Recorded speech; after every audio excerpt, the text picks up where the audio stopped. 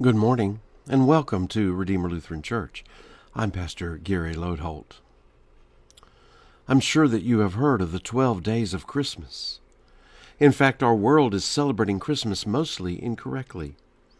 You see, we tend to celebrate Christmas before it comes, and then as soon as it arrives, we pack it all away for the next year. But the way Christmas is meant to be celebrated is with a 2-week party. The 12 days of Christmas. That's what the song refers to. This year is a bit unique with Christmas Day on a Sunday, so as we celebrate the 12 days of Christmas until Epiphany, I am offering 10 days of Pastor Gary Live segments. So my proposal this year is to do the 10 days of Christmas, and what better time could there be than to fill the 10 days with stories. If ever there is a time for stories, Christmas is it. So in our time together, I hope to share with you some Christmas stories and legends as we celebrate the birth of our Savior. So first, the disclaimers. I didn't write these stories. In fact, most of them come from a person named William R. White, and I plan to present them as he presents them. It's also important to note that these are stories. They aren't true, and they speak to us in lighter ways. I invite you to sit back and enjoy these legends and stories. Today's story is called A Legend for Christmas, and it was adapted from a German legend and is similar to some stories written by Leo Tolstoy. In a large Midwestern city, a little child wandered through the streets on Christmas Eve, gazing at the busy people rushing back and forth, arms filled with presents. Everyone seemed happy. Everyone seemed to have a destination. Everyone except the little child. As he walked, the bitter cold nipped at his cheeks and bit at his bare fingers. This was no night to be out alone. He must find a place to stay. He turned down a boulevard dotted with large homes, the kind where the yards are imprisoned by iron fences. Mustering his courage, he walked to the door of a very attractive house and peered through the curtains at the gaily decorated Christmas tree. Inside the house, the children were playing hide and seek, though they paused every now and then to shake the presents that had their names on them. The little child stood on tiptoe and pushed the button that rang the bell. Soon a tall boy opened the door and gazed down at the youngster. "I'm sorry," he said. "Our father is not home, and he would not like to have anyone upset our Christmas Eve."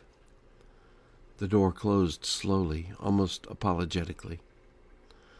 The little child soon tried another home. This time a stout woman shouted at him, "Get off our property, and I mean now."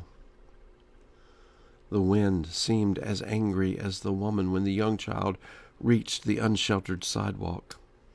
He decided to try a street where the houses were a bit smaller, hoping that people were more friendly. On this street he was greeted by a woman who was afraid he would bring germs into the house, and a father who said there wasn't enough even for his own children. But mostly he was greeted with silence. People simply looked at him, shook their heads, and sadly closed the door. There must be some place in this great city for me, he thought, as he stumbled through the dark streets.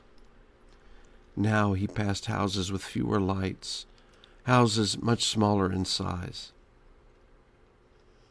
At the end of the street he stopped at a small cottage with no curtains. It was easy to see into this tiny home. On a table sat a small tree without lights.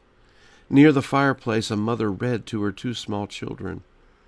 Her daughter sat on the lap with her son snuggled close to her feet. "Mommy," the little girl cried out, interrupting the reading, "someone is at the door." "It is just the trees," the boy assured them. Before the mother could continue, the noise was heard again, and all of them rushed to the door to see what had made the sound. There in the doorway stood a little child, shaking in the cold. The mother picked him up and pressed him tightly to her breast, even as she carried him into the living room.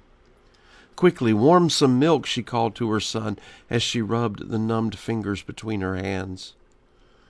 Pushing his tangled hair back, she tenderly kissed the child on the forehead and whispered, "We are delighted that you have come to share Christmas with us." For nearly an hour the four stood around the fire until feeling began to return to the frozen body of the little stranger.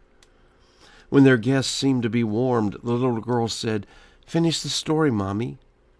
Agreeing, the mother placed the little girl on her lap and opened the book. Suddenly a powerful light began to flood the room. The small family turned to see the little child transformed before their eyes. The light from his face became so bright that they were forced to turn their heads. Then the light left the room, and as the family rushed to the door, they watched him ascend until all that was visible was a star that shone brilliantly over their house, bathing the entire area in light. The boy was the first to break the silence.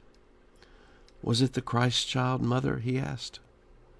The mother simply answered, "Yes." It is said that each Christmas God sends his Son wandering through the streets of some city in our land, seeking a place to be warmed.